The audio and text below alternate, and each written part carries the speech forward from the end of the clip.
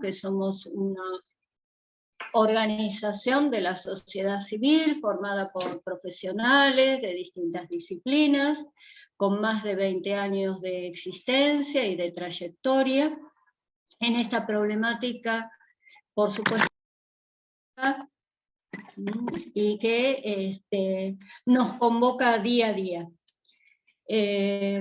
Ustedes también saben que los cafés de ASAMI para nosotros es una actividad muy querida, a la que le dedicamos mucho tiempo, pensando distintos temas para tratar, convocando a profesionales destacados para que puedan venir y compartir con nosotros no solo sus conocimientos, sino también sus experiencias de trabajo, y generar después un espacio de intercambio, de reflexión y de debate. Esa es justamente la finalidad de los cafés, enriquecernos con los aportes de todos y propiciar en nuestro campo de intervención buenas y mejores prácticas para la protección de nuestros niños, niñas y adolescentes. Para la apertura de este ciclo convocamos a 3 profesionales que ahora les voy a presentar. En primer lugar está el doctor Diego Friedman. Él es abogado, juez del Tribunal Oral de Menores número 2 y docente en la Facultad de Derecho de la Universidad de Buenos Aires. Luego está el doctor Lucas Díaz, también con nosotros, abogado, director general de Fortalecimiento Familiar, Infancia y Adolescencia del municipio de Tigre. Y el doctor Juan Pablo Viar, abogado, especialista en violencia familiar y vicepresidente de ASAMI. Vamos a disponer de un tiempo para que ellos puedan exponer, y después de un tiempo para preguntas, para propuestas, para intercambio. Antes sí de empezar, les vamos a confirmar cuál es nuestro próximo café. Esto va a ser el 27 de abril a las 19 horas. En esta ocasión nos va a acompañar la licenciada en Psicología Sandra Baita. Ella es especialista en trauma y abuso sexual infantil. El título del café será Trazo continuo, efectos del maltrato infantil a lo largo de la vida. Así que bueno, esperamos también contar con la presencia de todos ustedes, y si les parece, bueno, arrancamos. Así que bueno, de nuevo gracias y bienvenidos a ASAMI y a esta actividad que hoy arranca. Gracias. No sé quién de ustedes va a empezar, Lucas, Juan, Diego, ¿cómo lo tienen organizado? Creo que voy yo, ¿no? Bueno, nada, primero buenas tardes a todos y a todas, y quiero agradecerle a ASAMI por este espacio que nos brindan, que la verdad que siempre es un norte en el trabajo que nosotros venimos realizando. Veo muchas caras conocidas, así que en la temática siempre nos cruzamos. Hoy como que nos toca hablar de temas que son complejos, ¿no? Pero que están en la agenda diaria, y mi idea fue ver cómo arrancar un poco con la historización, ¿no? Digo, a veces es importante pensar en volver un poco a las raíces para no perder ese faro y el norte hacia dónde vamos con las políticas de infancia y con el trabajo para proteger a los niños, niñas y adolescentes de las situaciones de maltrato infanto-juvenil. La verdad que pensar en conceptos de infancia, digamos, tiene un pilar fundamental que es, tenemos que basarnos en los instrumentos de derechos humanos, ¿no? La verdad, los derechos inalienables e inherentes a toda persona humana. Digo, ¿por qué me parece importante arrancar por ahí? Porque, digo, vamos a ir viendo, y los que han podido estudiar, que es muy rico, la historización de la infancia, sabemos que fue un camino sinuoso que hoy sigue en construcción, ¿sí? Entonces, digo, me parece que arrancar con el preámbulo, ¿no?, de la Convención, en una parte donde habla de la dignidad intrínseca de los derechos iguales e inalienables de todos los miembros de la familia humana. El artículo 19 de la Convención de Derechos Humanos, que habla de que todo niño tiene derecho a las medidas de protección por su condición de menor, que requiere por parte de la familia, la sociedad y el Estado. A ver, de estas perspectivas, digamos, tenemos que partir para pensar en cualquier política, cualquier legislación, digamos, en el trabajo que realizamos día a día, todos los que trabajamos en esta temática, ¿no? Hay algunos conceptos que me parece interesante revisar para llegar a pensar en cuanto a los derechos de los niños, niñas y adolescentes, que tienen que ver con el concepto también de familia, ¿sí? O sea, sabemos que el concepto ha ido evolucionando, que hubo muchos prejuicios culturales, donde el parentesco dominaba la sociedad, el dominio privado y lo doméstico, que se veía ya desde el Código de Napoleón de 1800 como la familia como una organización social con el predominio de la naturaleza biológica, donde se aseguraba la herencia y la propiedad. Estos conceptos han ido cambiando a lo largo del tiempo, y hoy tenemos un Código Civil y Comercial que adecúa el concepto de familia, pero además todo este proceso por los derechos de las personas, los derechos humanos, fue un arduo camino en la historia, en esa lucha social que se fue dando para garantizar los derechos civiles, políticos, económicos y culturales. Y hoy en el Código Civil, el concepto de familia se entiende, digamos, que hay un origen biológico, pero los vínculos jurídicos están condicionados por la cultura social. La verdad que la multiplicidad de formas de familia constituyen hoy el primer nivel de integración social del individuo, su primera escuela, su desarrollo personal. El Código Civil Nuevo integra el concepto de democratización de la familia, y ya no es concepto de la familia, sino de las familias, ¿no?, por toda la multiplicidad de formas que hay de familias. Digo, y también en esa multiplicidad y en esa amplitud de visión que integran las legislaciones actuales, también están en el marco de la Constitución, del artículo 14 bis, de la protección integral de la familia y de la Convención Americana de Derechos Humanos y los fallos de la Corte. Ahora bien, la evolución histórica de la infancia y sus derechos sabemos que ha ido quedando relegada a lo largo del tiempo, ¿no? Si bien hoy contamos con nuevos instrumentos y nuevos elementos, la realidad es que ha sido un camino sinuoso. Yo quiero citar acá una frase de Lloyd de Mous, que dice que la historia de la infancia es una pesadilla de la que hemos empezado a despertar hace muy poco. Cuanto más se retrocede en el pasado, más bajo es el nivel de puericultura y más expuestos están los niños a la muerte violenta, al abandono, a los golpes, al terror y a los abusos sexuales. O como refiere Casas, en el reconocimiento de los derechos, ha sido un proceso silencioso y decisivo de reconocimiento de los derechos de la infancia en las sociedades occidentales y el desarrollo de políticas sociales destinadas a este grupo social. Las políticas y derechos de la infancia configuran en sí mismas en última instancia, formas de interrelación entre la infancia y los adultos. Digo, me pareció importante citar estos autores que hacen, digamos, marcan un poco la historización de la infancia.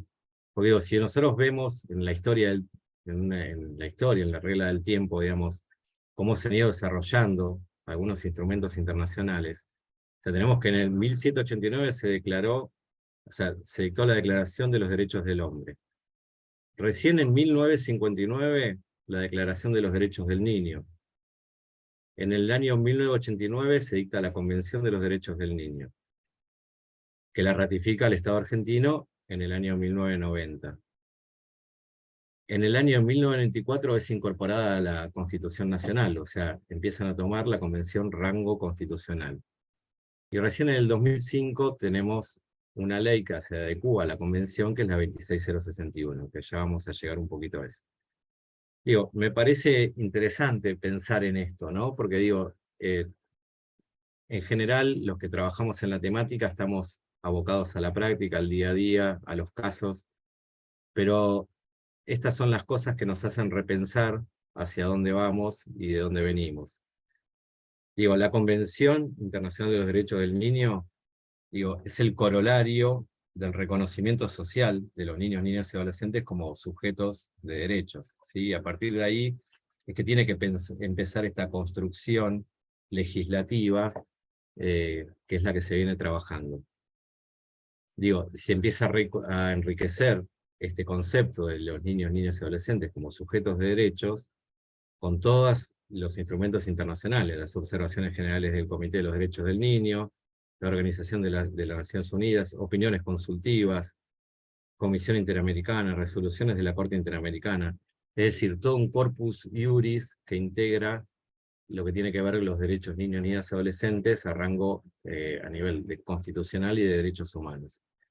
Ahora, fíjense, hizo falta una convención, digamos, de los derechos del niño para establecer que los niños, niñas y adolescentes tienen los mismos derechos humanos que los adultos, ¿no?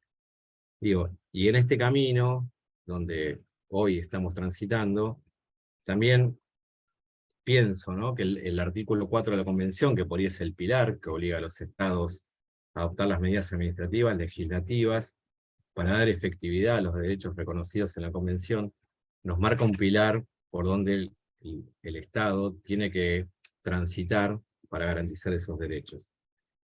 Digo, sabemos que digamos, la norma, la Convención, cuando se adecúa a la Ley Nacional de Protección Integral de Derechos de Niños, Niñas y Adolescentes, se cambia un paradigma, ¿no? Este paradigma de los niños como sujetos de derechos, no como objeto de protección.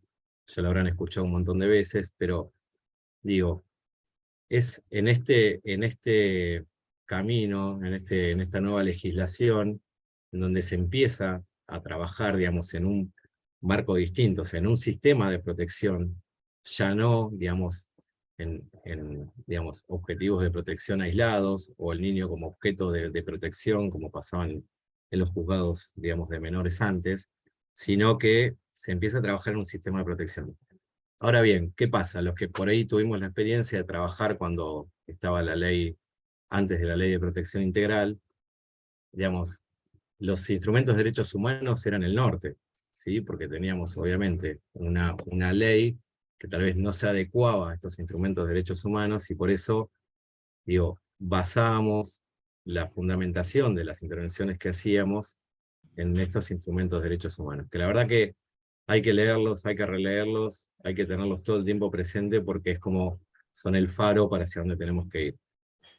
Digo, este sistema de protección, que es un sistema de naturaleza política y social, está compuesto por un conjunto de interacciones que se estructuran y confluyen en torno a corresponsabilidades de los actores.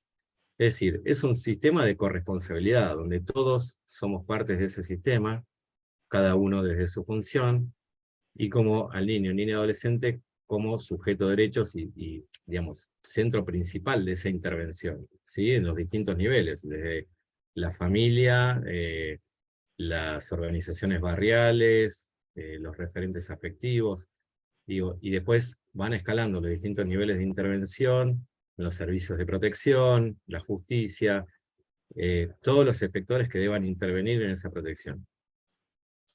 Ahora bien, también son parte de este sistema de protección la escuela, los sistemas de salud, las salitas barriales, los médicos, el merendero. Digo, es un sistema que sinceramente sigue en construcción. Digo, en la práctica nos pasa esto, ¿no? A veces es difícil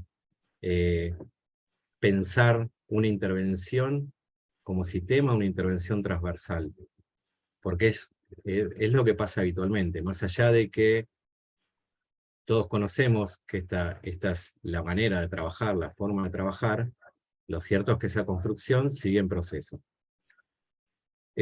Por ahí, algunos principios de la Ley de Protección Integral, el principio básico, el pilar fundamental, el interés superior del niño, el derecho a la vida, a la supervivencia y al desarrollo, y la participación infantil, o la participación de los niños, niñas y adolescentes, según su grado de madurez, en las intervenciones que se toman. ¿Qué pasa en la práctica, no? O sea, a mí me toca estar hoy, digamos, en una dirección donde tengo a cargo también un servicio local, del cual vengo transitando también hace algunos años, Nosotros en la práctica, y esto pasa también en todos los servicios locales, los niños, niñas y adolescentes son partícipes de la intervención. Se hace una escucha adecuada. Eh, digamos, ellos también son parte de las decisiones que se van a tomar. Sí, obviamente, digamos, si según el grado de madurez, estamos con un niño, digamos, pequeño en una situación extrema, tenemos que nosotros como Estado garantizar esa protección por su condición de menor de edad, pero no quita que poder escucharlos de todas formas, digo, o sea, la escucha activa o la escucha a través de los elementos de los profesionales que los tratan, o la escucha a través de la evaluación del hospital o del médico que lo atiende. ¿Sí? Todas esas son formas de escucha que nosotros tenemos que introducir en las intervenciones que hacemos. Y quería hablar un poco de esto del sistema de protección integral, porque a los temas que se van a adentrar después los doctores Friedman y Viar, que son complejos, tenemos que pensarlo de una forma integral. Ya los abordajes no pueden ser solo jurídicos, ni solo psicológicos, ni solo médicos. El abordaje tiene que ser integral. Y hoy en esto de las políticas de infancia tenemos que construir un sistema constantemente que garantice esos derechos. Digo, si yo pienso a la salud mental como un abordaje aislado y no integral, no estoy garantizando la integralidad de los derechos. Si yo pienso el abordaje en una situación de riesgo, vulneración de derechos o maltrato infantil, solamente desde lo jurídico, no voy a garantizar ese derecho. Digo, pues también en las medidas de protección excepcional, cuando uno toma una medida, digamos, si pone a resguardo a un niño o niña adolescente, hay que trabajar no solo con esos niños, sino también con las familias para revertir esa situación de vulneración. Y digo, y ahí tenemos que pensar distintos procesos que hoy, digamos, en el marco de la prevención, ¿no? Hoy se habla, tenemos la ley de los 1000 días, tenemos nuevos instrumentos jurídicos que nos van garantizando, digamos, o nos van marcando el rumbo para donde tenemos que ir. Sin embargo, todavía esa construcción cuesta. Digo, tenemos que trabajar en la primera infancia primero como prevención para consolidar esos derechos en esa instancia, y después tenemos los adolescentes o los casos que ya han transitado situaciones de vulneración, que tenemos que también trabajar en esa restitución o en garantizar esos derechos. No me quiero ir mucho de tema, pero la verdad es que hay algo que es importante, ¿no? Que es la participación activa de todos los efectores que corresponden al sistema de protección. Hay una frase que la cito porque me parece que, si bien tiene un marco social, me parece que enfoca, digamos, en lo que significa la construcción del ser humano, que es un artículo de Davas del 2001, que dice que la red social personal es la suma de todas las relaciones de un individuo que un individuo percibe como significativas. Esta red contribuye sustancialmente a su reconocimiento como individuo y construye una de las claves centrales de la experiencia individual de la identidad: bienestar, competencia y protagonismo, incluyendo hábitos de cuidado. Es decir, hoy, digamos, es indispensable la red social en la vida de cualquier niño, niña, adolescente. Por ahí para sumar, me avisan como después cómo vamos con el tiempo porque no lo controlé. Pero para sumar, digamos, ¿qué pasa en la práctica en el trabajo en el sistema de protección integral? A ver, desde mi experiencia, digamos, uno sale a construir con otras áreas protocolos para prevenir el maltrato infantil, el abuso, con distintas áreas municipales. Nosotros trabajamos con los merenderos también del territorio, explicando qué es el sistema de protección integral, cómo se puede acceder ante una situación de vulneración de derechos a la denuncia, a los circuitos de protección. Trabajamos también con las escuelas, armando protocolos de intervención. Digo, las escuelas hoy son parte del sistema de protección integral y no sé, tal vez acá en Tigre, por ejemplo, hay más de 200 equipos, ¿no? De equipos de orientación escolar, digo, con lo cual es una herramienta fundamental también que está en la intervención inmediata. Y así todo, digamos, hoy en día pasa que hay muchas situaciones donde llegan a un nivel, digamos, de segundo nivel, porque no se pudieron tal vez fortalecer o abordar esas vulneraciones o garantizar en el primer nivel de intervención. Eh, Hay algo importante que tiene que ver con la armonización de la ley de protección integral con otras leyes. Digo, con la ley de salud mental, eh, siempre está la discusión, no, es salud mental, es sistema de protección. No, a ver, las leyes tienen que armonizar. Cuando hay una medida de protección excepcional, que está en una intervención del juzgado, un control de legalidad, una medida de abrigo, la ley de protección integral armoniza a la vez con la ley de adopción. Y a la vez tenemos el Código Civil, donde el juez tiene que ejercer la tutela judicial efectiva. Digo, no hay, a veces yo he leído y escucho, digo, hay una guerra pareciera entre lo judicial y lo administrativo, y la verdad que tiene que ser, todos son efectores de este proceso, de este sistema de protección. Digo, no podemos separarnos lo administrativo de lo judicial, o lo judicial, digamos, ordenarlo al administrativo. Digo, hay mucho, hoy lo que es la ley de protección integral es, la verdad es que los servicios locales actúan como embudo en muchas situaciones. Pero lo que tenemos que lograr es armonizar esas intervenciones, esas leyes, de una manera integral. Otra figura importante que por lo menos tenemos en Argentina y en la provincia de Buenos Aires es la figura del abogado del niño, ¿no? O sea, en esas intervenciones judiciales o administrativas, digo, también es importante contar con la figura del abogado del niño. Yo tuve la experiencia estos últimos años de participar, por invitación de una colega del Colegio de San Isidro, en las capacitaciones de los abogados del niño. Y la verdad que algo que yo les planteaba que me parece fundamental es, a ver, para el sistema de protección integral, para el niño, para el juzgado, la intervención del abogado del niño es necesaria, es fundamental. Digo, sea porque tenemos un niño en un hogar con una situación de salud mental que no podemos garantizar ese derecho, nos estamos peleando con la obra social o lo que sea. Digo, la figura del abogado del niño es crucial en todas las intervenciones. Nosotros, digamos, con Diego, Juan Pablo y otros especialistas, estuvimos trabajando muchos meses en un proyecto de reforma del Código Penal en función del interés superior del niño, pero que tiene una mirada integral, digamos.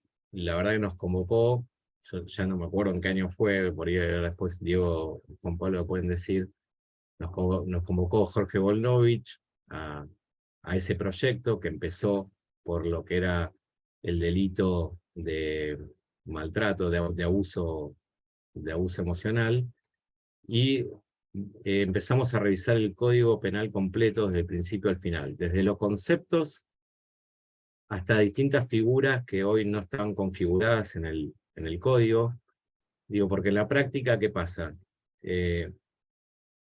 Nos encontramos muchas veces con situaciones que implican un delito. Digo, hoy, una situación de lesiones leves que infringen los padres hacia los hijos, se abre un proceso penal, porque están constatadas las lesiones, pero después, ¿qué pasa? Hay un juicio abreviado o alguna otra medida, o la causa se archiva porque, digamos, las lesiones son leves, pero las medidas que se aplican no son socioeducativas, digamos, no estamos transformando la situación de violencia para resguardar a esos niños, o a los niños que tenga después esa familia, o a los sobrinos o a los vecinos de esa familia. Entonces, lo que intentamos hacer fue darle a este proyecto de código una mirada integral, que después ya Diego y Juan Pablo van a profundizar mucho más. Algo que tiene que ver con la temática de hoy, con la charla de hoy, que tiene que ver con un tema complejo como también es el filicidio, es importante por ahí destacar que uno de los conceptos que hicimos, perdón, me había silenciado, en este trabajo que venimos haciendo, es la importancia de la articulación desde los órganos administrativos, la justicia de familia y la justicia penal. Digo, este tipo de situaciones no puede trabajarse de manera desarticulada. Nos pasa, y pasa también en situaciones de violencia de género, digo, cuando hay una persona, el agresor está detenido, digamos, y se le da algún tipo de medida de morigeración, digo, no son informadas a los órganos administrativos. Ahora tenemos la ley de víctima también, pero operativamente, por lo que yo he escuchado e indagado, digamos, la ley de víctima funciona de cierta manera. Pues si bien lo que se busca es que la víctima pueda ser escuchada, digamos, ante alguna de ese tipo de medidas, la realidad es que en el caso de niños, niñas y adolescentes, no sucede del todo. Digo, ¿qué pasa si esos niños están con un adulto que, digamos, le llega la notificación y no se entera? Digo, nosotros acá en las figuras, que después va a profundizar Diego, pero quería hacer un poco hincapié en esto, hacemos foco en la importancia de la comunicación al asesor de incapaces, al asesor tutelar en el caso de Capital, al abogado del niño, al servicio de protección de derechos. Digo, esos niños y niñas y adolescentes en una decisión penal que tal vez pueda dejar libre con una pulserita electrónica un agresor, capaz que al lado del domicilio donde vive la víctima, tienen que ser escuchados los niños, niñas y adolescentes.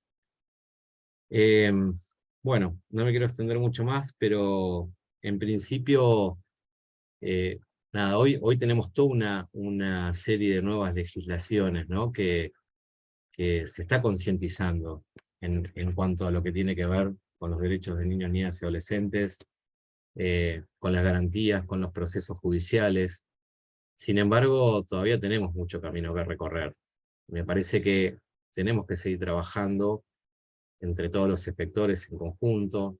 La justicia es parte de ese proceso, y la justicia tiene que ejercer la tutela judicial efectiva. Entonces, no puede haber una guerra entre la justicia y organismos de protección, tiene que haber una armonización en las intervenciones, y la realidad es que a veces se habla de no judicializar ciertas situaciones, pero cuando uno tiene una situación extrema de vulneración, no siempre la medida de protección excepcional o la medida de abrigo, como se llama en provincia, es la solución. Tenemos herramientas como la ley de protección contra la violencia familiar, donde nosotros le podemos pedir a los juzgados medidas cautelares para preservar a esos niños, niñas y adolescentes.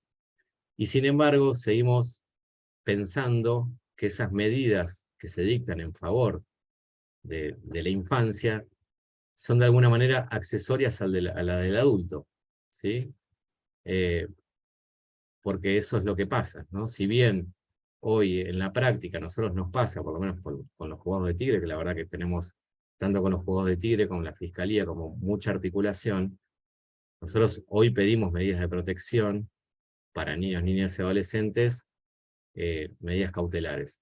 Pero en general, digamos, ante una situación de violencia de género, la denuncia de violencia de género, la medida se dicta para la mujer. ¿Qué pasa con esos niños, ¿no? Entonces, ¿qué implica? Tener que hacer una evaluación de esos niños para ver si se vulneraron esos derechos, para solicitarle después al juez la extensión de esa medida perimetral.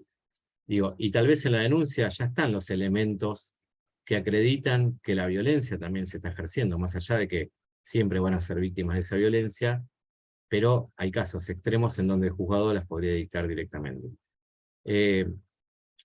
Por eso digo, me parece que tenemos un camino largo todavía, ¿no?, por recorrer, y hay algo que me parece que es importante, y es trabajar con perspectiva de infancia, ¿no? O sea, los que estamos en la temática tenemos que trabajar con perspectiva de infancia en todas las intervenciones, en las políticas que desarrollamos, eh, y esto, hacer partícipes a los niños, niñas y adolescentes, no solo en la intervención administrativo-judicial, sino también en su opinión, eh, digamos, hasta para políticas legislativas. Así que bueno, eh, más o menos eso, como traté de hacer una introducción para lo que va a llegar ahora, que por ahí es eh, más rico. Así que bueno, Juan Pío Diego, paso la palabra. Muchas gracias, Lucas. Realmente digo, me hace mucho más fácil continuar con esta presentación después de esta exposición tan completa, integral, que ha hecho el doctor Lucas Díaz. Me presento, yo soy el doctor Diego Friedman, y la intención de hoy era hablar sobre este anteproyecto que hemos elaborado con un conjunto de profesionales. Acá los voy a mencionar, algunos están presentes en la sala. Liliana Carrasco, Lucas Díaz, Nicolás Fariña, Beatriz González, que ha fallecido lamentablemente recientemente, Mauro Pinelli, al grupo recientemente también Jorge Mazzini. Desde el año 2020, a través de sesiones virtuales, hemos trabajado con la idea de plantear una reforma integral al Código Penal. ¿Y por qué decimos que es en virtud del interés superior del niño? Porque la pauta del interés superior del niño exige que el poder público tenga en cuenta los derechos de los niños y niñas en todas sus decisiones. Y a nuestro juicio, de acuerdo a cómo lo interpretamos, el Código Penal no había tenido debidamente cuenta los derechos de la infancia en su regulación inicial, por temas que ya he venido hablando, y muy bien Lucas, en relación con la historia de la infancia y de las familias, ¿no? En este sentido, lo que planteamos es la incorporación de los estándares internacionales de derechos humanos, previstos tanto en la Convención de Derechos del Niño como en protocolos facultativos, las observaciones generales del Comité de Derechos del Niño y fallos de la Corte Interamericana de Derechos Humanos. Incluso hay fallos bastante recientes como Guzmán Albarracín o Angulo de Lozada, que ahora voy a hacer una pequeña referencia en relación con el abuso sexual contra niños y niñas. Y en este sentido, el Código Penal debería reflejar adecuadamente estos estándares, que como lo venimos conversando hace años con Juan Pablo, que está acá presente, se han hecho reformas parciales, se han introducido justamente delitos vinculados con la infancia, como la exhibición de imágenes, la producción de imágenes sexuales de niños y niñas, ¿no? Lo que antes se denominaba pornografía infantil, pero no se han hecho reformas integrales al Código Penal desde la parte general a la parte especial, teniendo en cuenta los estándares internacionales de derechos humanos que, como bien decía Lucas Díaz, son el faro que debemos seguir al momento de pensar cualquier reforma legal. Y el trabajo que se lo ha hecho desde un marco interdisciplinario. Como lo he mencionado, somos profesionales de diferentes disciplinas, del derecho, de la psicología, también del trabajo social, y también desde diferentes intervenciones institucionales que nos toca trabajar, ¿no? En diferentes espacios, en el ámbito administrativo, en el ámbito judicial, en el ámbito de la atención. Es decir, creo que el trabajo trata de reflejar este anteproyecto la experiencia de campo de cada uno y cómo se debería ajustar las normas del Código Penal. Porque una cuestión que quiero señalar que a mí me parece central, y lo digo como abogado penalista, el derecho penal y el derecho en general es demasiado importante para dejarlo solo a los abogados. Es decir, es importante que el trabajo de las normas fundamentales en nuestra sociedad se haga también en forma interdisciplinaria y se piensen, delineen las diferentes normas fundamentales que nos rigen desde la experiencia de las diferentes disciplinas. Quiero hacer una primera salvedad. Esto lo tomo porque lo menciona muchas veces y quiero ser leal a su postura, al doctor Héctor Raffo, que también ha colaborado en la elaboración de este anteproyecto, en que todos los que conformamos este grupo, desde ya tenemos una postura plenamente receptiva de las normas internacionales de derechos humanos, y ninguno defiende el punitivismo, un derecho penal máximo, la limitación de las garantías de las personas imputadas. Por el contrario, todos provenimos de una matriz del derecho penal liberal, del derecho penal mínimo, pero comprendemos que hay una estricta relación entre los derechos humanos y el derecho penal. Y a veces esa relación parecería que se vio limitada a hablar de las garantías que tienen, ¿no?, las personas imputadas, que desde luego forman parte del derecho internacional de derechos humanos, el derecho a defensa, el principio de inocencia, el principio de legalidad. Pero también el derecho internacional de los derechos humanos protege a las víctimas de los delitos.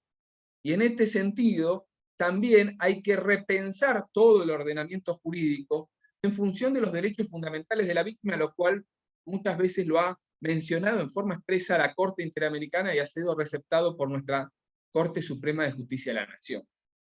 Y siguiendo a la catedrática Mari Veloz, cátedra que tengo el gusto de integrar, ella considera que hay una estricta relación entre los derechos humanos y el mandato de criminalización que tiene un Estado.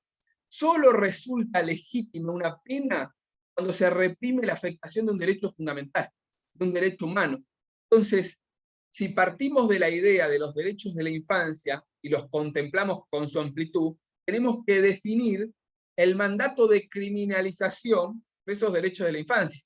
Y acá, bueno, tenemos la suerte que nos acompaña la doctora Margarita Nicoliche, con la cual he tenido el gusto de trabajar varios años en la causa de Leonardo Fornerón. Ella es una especialista en el derecho a la identidad, y con el caso de Leonardo Fornerón, justamente la Argentina tiene una condena ante la comunidad internacional por la Corte Interamericana, porque obvió el mandato de criminalización del tráfico de niños y niñas, ese es ser un problema ampliamente extendido en nuestro territorio. Y acá les marco esta clara relación.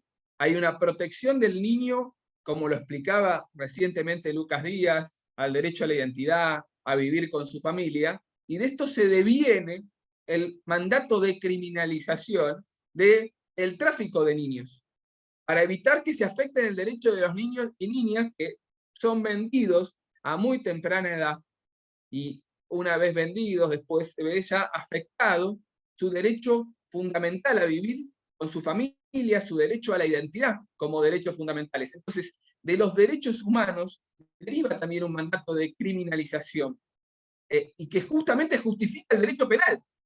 El derecho penal se justifica porque intervengo frente a afectaciones de derechos fundamentales. No, acá se retoma esta idea del bien jurídico y se le da sentido a este bien jurídico, dándole un contenido estrictamente jurídico y sobre la base del derecho internacional de los derechos humanos. Está plasmado también en nuestra Constitución. Nuestra Constitución desde antaño tenía el mandato de criminalizar la esclavitud. Desde antaño, y desde la reforma del 94, se incorporó el mandato de criminalizar la corrupción. Entonces, se sigue esa misma línea si uno toma el derecho internacional de los derechos humanos, y entiendo que, a mi juicio, sigue siendo compatible con un derecho penal mínimo, por supuesto, si se tiene en cuenta que el Código Penal debería ceñirse a la afectación de los derechos fundamentales y dejar a otras soluciones cuando se ven afectados intereses o derechos de menor entidad.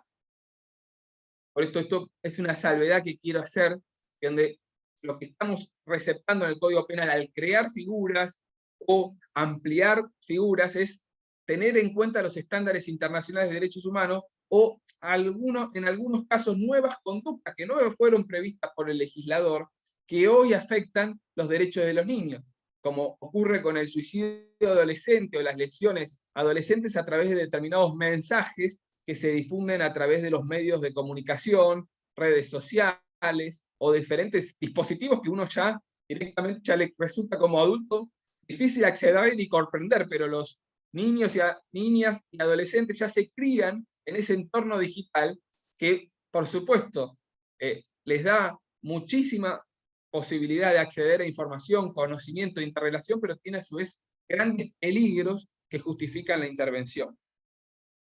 Y también reforzando esta idea, y acá quiero mencionar el muy destacado aporte que hizo oportunamente la doctora Liliana Carrasco, desde el trabajo social, es la inclusión de lo que se denomina la prisión discontinua o el arresto discontinuo en nuestro anteproyecto.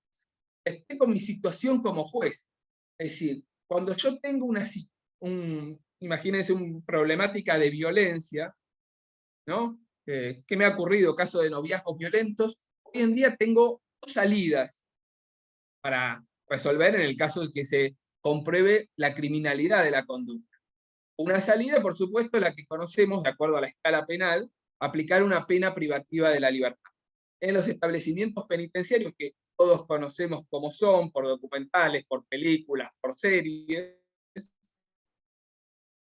donde yo les pregunto muchas veces a las personas privadas de la libertad qué actividades realizan, acciones laborales, se terminan los ciclos primarios y secundarios, pero son personas que, por supuesto, quedan muchas veces aisladas de su grupo familiar, lo cual, por supuesto, no es bueno para ningún tipo de abordaje, y también no reciben ningún tipo de abordaje específico en materia de violencia en el ámbito penitenciario. Al menos los casos que yo consulté, en ningún caso hay un taller específico en relación con situaciones de violencia. Más allá del delito que ha sido condenado, por ahí surgen en los antecedentes sociales de los informes que ha vivido situaciones de violencia intrafamiliar, violencia conyugal, ¿no? Eso no se trabaja en el establecimiento penitenciario y en algún momento esa persona va a recuperar la libertad y no se ha abordado esta cuestión en forma particular, específica. A lo sumo, a veces hay tratamientos psicológicos en el ámbito penitenciario, pero son, por supuesto, voluntarios.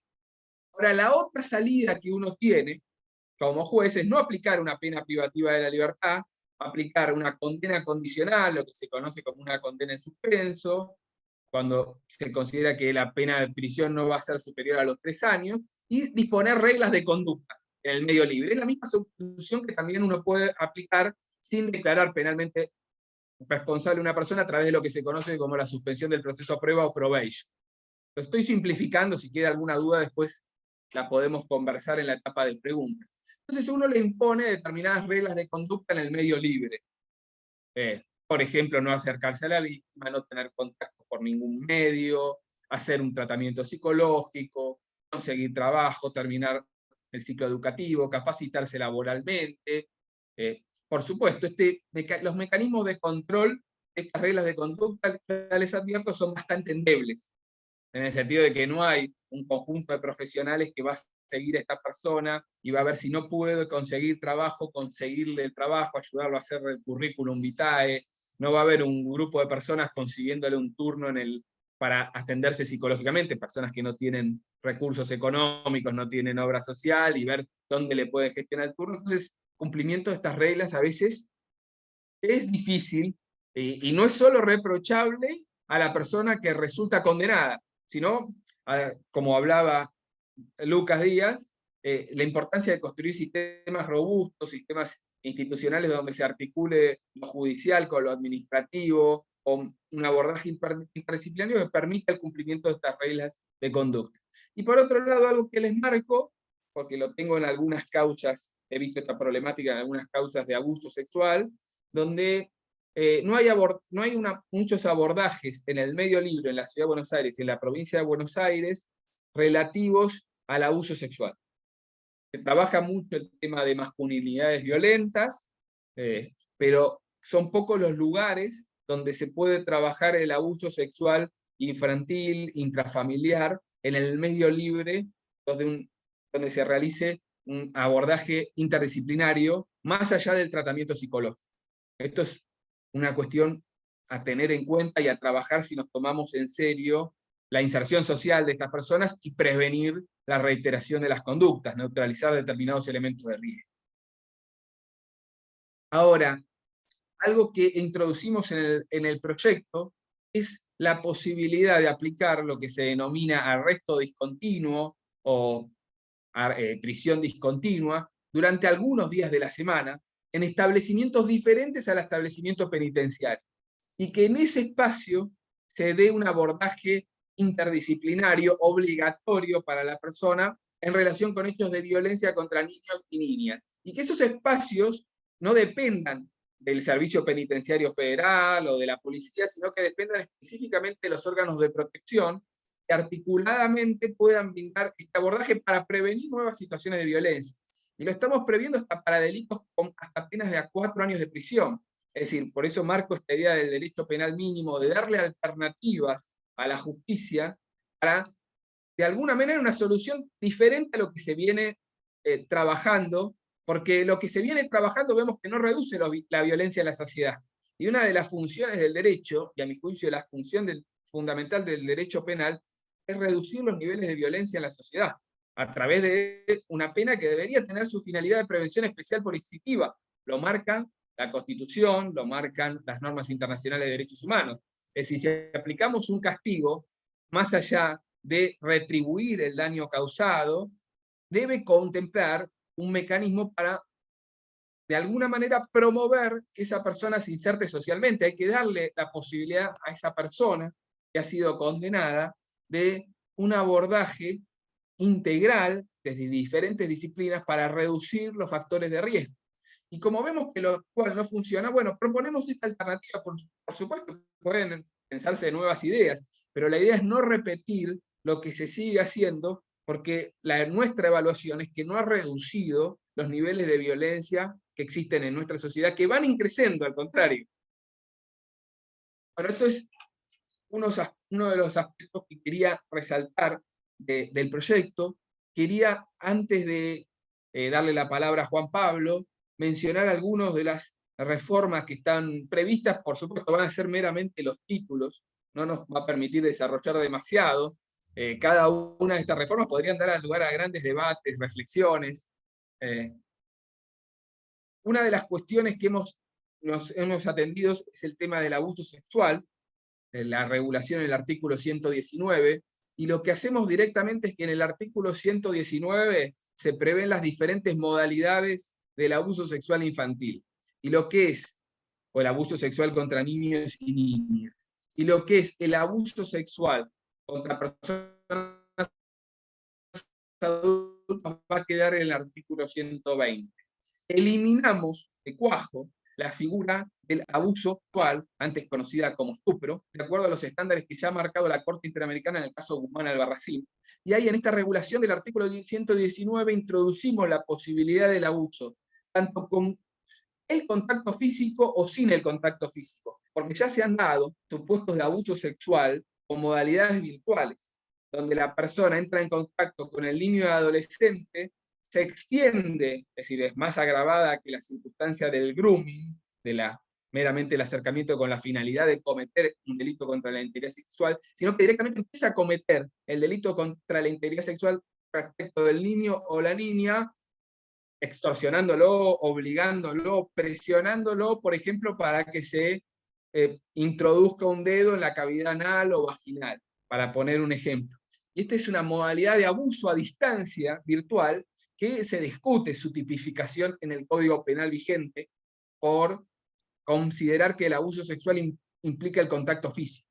Entonces hemos previsto la posibilidad del abuso sexual sin contacto físico también, teniendo en cuenta estas modalidades virtuales que eran limitadas, ¿no?, en tiempos de antaño. Y por otro lado, hemos subido la edad que hoy en día, la edad del artículo 119, que ha generado muchísimos debates recientemente, es 13, la hemos subido a los 16 años, porque nuestra idea es la prohibición absoluta de las relaciones sexuales entre niños y niñas con personas adultas, ¿no?, cuando estos niños y niñas tienen menos de 16 años, y dejar de discutir, como lo permitía la figura del estupro o la figura del abuso sexual por aprovechamiento de la inmadurez sexual, ¿no?, dejar de discutir si la niña o el niño en su caso era maduro sexualmente y empezaban a analizarse la vida sexual del niño o la niña, dejar de discutir si había seducción por parte del adulto, o en realidad era el niño o la niña la que provocaba o el que provocaba ese contacto sexual. Estas cuestiones se discuten hoy en día en la jurisprudencia, y para mí tenemos que ir en la línea de la prohibición de la pederastía, ¿no? La prohibición de las relaciones sexuales de adultos con niños y niñas, poniendo un límite claro. Nuestra propuesta era los 16 años de edad, siguiendo estos lineamientos que marcaba con mucha nitidez la Corte Interamericana. Y en la franja de 16 y 18, como también en las personas adultas, más allá del concepto de consentimiento que ha delineado la Corte Interamericana en Angulo de Lozada, a nosotros el término, acá tomo las palabras del doctor Jorge Volnovich, no es una creación mía, él criticaba mucho el concepto en sí de consentimiento, por la posibilidad de que se habla a veces de consentimiento presunto, consentimiento tácito, aparte pareciera como que hay una propuesta y otro consciente. Él prefiere, y acá estamos de acuerdo, que se deje de usar este término y se lo modifique por mutuo acuerdo. para las relaciones sexuales. Igual esto se concilia mucho con la interpretación que ha hecho del consentimiento actualmente la Corte Interamericana en el caso Angulo de Lozada, donde dice que el consentimiento no puede ser presunto, sino que tiene que ser previo, expreso, y algo que dice muy interesante la Corte Interamericana en el fallo Angulo de Lozada, es que el consentimiento puede ser reversible. Es decir, la persona, que el niño o la niña o la persona adulta puede revertir su voluntad de tener relaciones sexuales en una pareja o en el mismo acto, ¿no? Y en ese momento tiene que interrumpirse cualquier conducta sexual porque deja de haber este consentimiento. Sin perjuicio de ello, nosotros en el proyecto planteamos esta idea de mutuo acuerdo que parece ser más clara que el concepto tradicional jurídico de consentimiento. Y como hemos hecho en otras figuras que va a analizar después Juan Pablo, vinculada al filicidio, consideramos que también, y esto retomo lo que mencionaba muy bien Lucas Díaz, hay que analizar todo el sistema, porque muchas veces cuando se da una situación de abuso sexual de un niño o una niña, especialmente en un establecimiento institucional, por ejemplo en una escuela, en un hospital, fallaron muchos ámbitos. Y ahí también estamos previendo la posibilidad también de responsabilizar al que omitió denunciar, al que no tuvo conducta de vigilancia, que incurrió en una culpa grave al momento de vigilar, o que incumplió determinados deberes que permitieron que se haya provocado un abuso sexual contra un niño o una niña, que no son modalidades de participación, nadie puede decir que son cómplices, porque no intervinieron en el hecho, pero no cumplieron con todos sus deberes a cargo para prevenir que los hechos de abuso sexual ocurran. Por supuesto, acá también la idea es que frente a estas responsabilidades haya penas de inhabilitación, ¿no? Para impedirle a estas personas seguir ejerciendo determinados cargos cuando no tuvieron los debidos cuidados que le exigían la responsabilidad que tienen de tener a cargo el cuidado de niños y niñas. Y para ir cerrando, 3 ideas más que quiero resaltar, algo que señalaba muy bien el doctor Lucas Díaz. Discutimos si debería ser procedente la suspensión del proceso a prueba en el caso de que haya niños y niñas víctimas, en particular casos, por ejemplo, de lesiones, y después de una profunda discusión consideramos que debería ser todavía procedente el instituto de la suspensión del proceso a prueba para determinados casos, pero siempre darle la participación al niño o a la niña de ese procedimiento.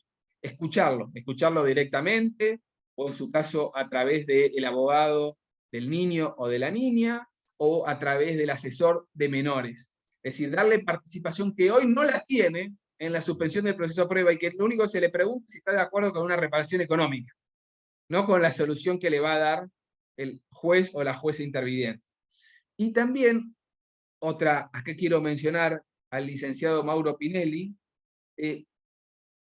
que una cuestión que está prevista también en nuestra propuesta es agravar las penas, y hoy lo vemos en muchos casos que han trascendido mediáticamente, cuando la violencia es ejercida en presencia de niños y niñas, cuando se dan determinadas situaciones muy violentas en el ámbito familiar, y el niño o la niña presencia esas situaciones. Es lo que se conoce a veces en algunos bibliografías han hablado de víctimas indirectas. Pero resulta perturbadora para el niño o la niña, que encima va a tener muchas veces que declarar sobre lo que ha ocurrido y que ha padecido por ahí un hermano, una hermana, la madre, por ahí no ha sido la víctima directa de esa agresión física o sexual, pero por el otro lado lo ha visualizado, y eso implica un mayor grado de perjuicio provocado por esa conducta de la persona que ha cometido el delito. Y por último quiero cerrar con el artículo 90, que estamos previendo precisamente y con claridad la posibilidad de considerar lesiones graves con una pena de 1 a 6 años de prisión, con lo cual sería procedente reglas de conducta, serían procedentes un arresto discontinuo, más allá de la pena privativa de libertad, cuando se cometen hechos que provocan un daño psíquico significativo, a través del maltrato, a través del hostigamiento. Porque la figura de lesiones, si bien habla de el daño al cuerpo o a la salud, a veces su interpretación ha sido un tanto restrictiva y se ha obviado muchos casos donde la lesión más grave que sufre un niño es la lesión psíquica. A mí me ha ocurrido, en casos que me ha tocado intervenir, incluso frente a situaciones de abuso, que por ahí el niño o la niña cuenta la situación de abuso, pero también cuenta que aún fue más grave todo el daño psíquico que se le causó por un maltrato emocional, que muchas veces queda fuera del campo de la represión penal. Y esto es lo muy valioso que resulta, ¿no? La intervención interdisciplinaria para determinar si existe este daño emocional y cuál es su entidad. A su vez también hemos previsto que es posible considerar una lesión grave si hay tanto una conducta activa como también omisiva, cuando también se producen lesiones graves al niño o la niña por las omisiones de los debidos cuidados. Bueno, creo que he tratado de abordar algunos temas del proyecto. El proyecto ha circulado. No quiero quitar más tiempo para otro tema muy interesante que va a exponer el doctor Juan Pablo Villar. Les agradezco a todos y a todas la atención. Muchas gracias.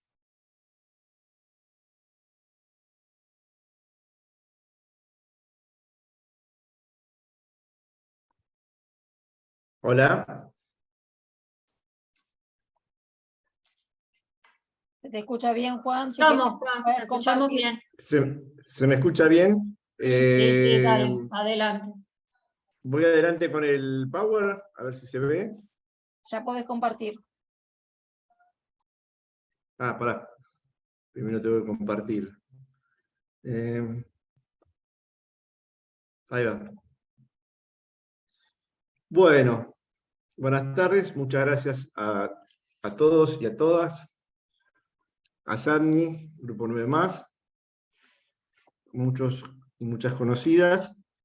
Vamos a empezar con un repaso de una clasificación. Juan, discúlpame, ¿me escuchás un segundito? Sí, te escucho. Fíjate, por favor, de poner presentación con diapositiva. Ahí está, listo. Porque no se veía. Ya está. Ahí está. Bueno, ahora empezamos.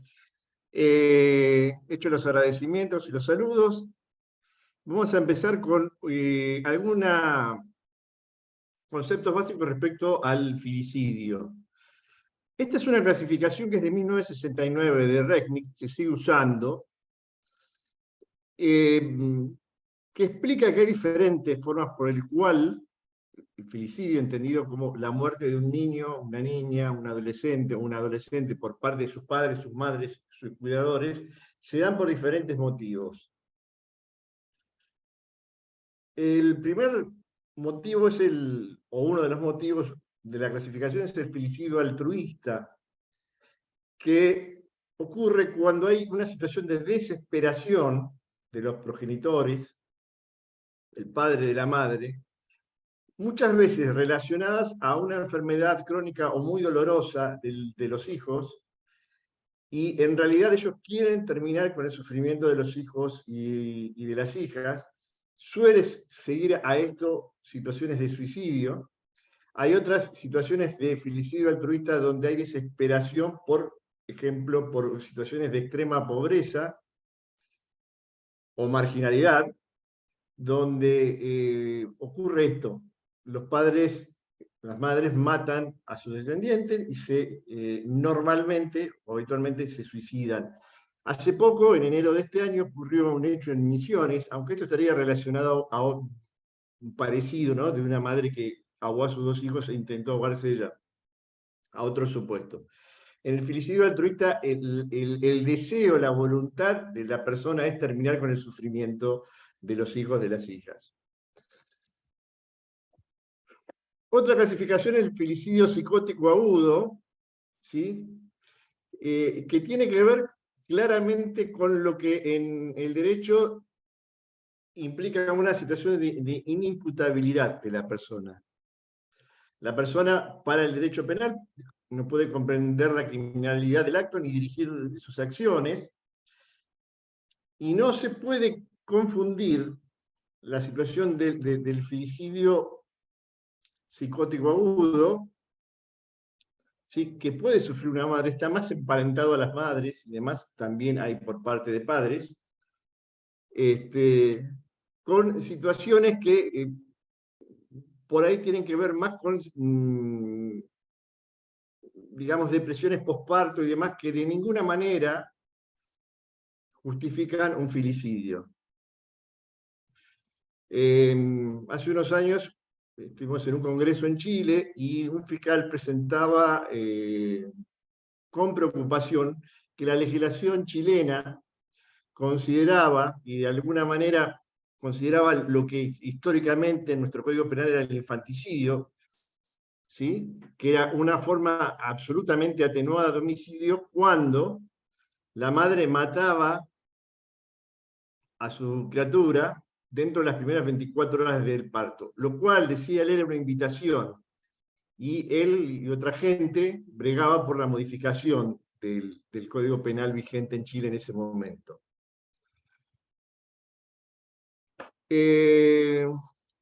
Ustedes habrán escuchado en los medios hace un tiempo, ahora hay otros temas, ¿no? Pero en algún momento, expertos y expertas autopercibidas y autopercibidas como tal, hablando de la prevención del filicidio. En realidad, se debe prevenir el maltrato, ¿sí? El filicidio es consecuencia deseada o no del maltrato, y en sus diferentes modalidades. Este es el típico, el filicidio por maltrato fatal. ¿Qué tipo de filicidio? Bueno, si uno toma algunos de los casos que vamos a tomar ahora, por ejemplo, el caso de Lucio Dupuy, de Thiago Kipildor, vamos a encontrar maltrato físico acreditado, abandono físico, abandono emocional. En el caso de Lucio, un abuso sexual con acceso carnal, trastorno facticio por poderes o síndrome de Munchausen y demás. Cualquier forma, o la mayoría de, de los subtipos de maltrato pueden llevar a una situación de filicidio, si bien claramente hay una mayor asociación con el maltrato físico y con el abandono físico. Yo estaba recordando el último café sobre un filicidio que se hizo sobre filicidio que se hizo en Asadni, creo que este debe ser el cuarto, si no me equivoco.